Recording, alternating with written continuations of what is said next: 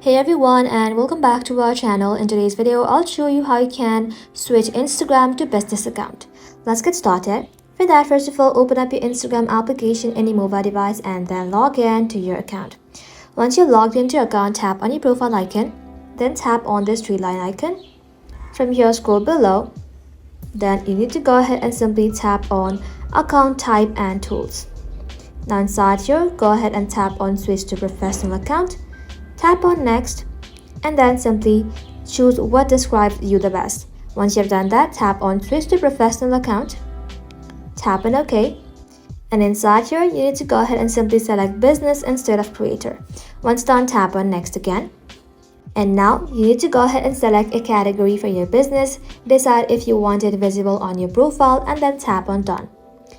You can also connect your Facebook page if you want to run ads or sync details. Now you'll see options like Inside, Ad Tools, and Professional Dashboard on your profile.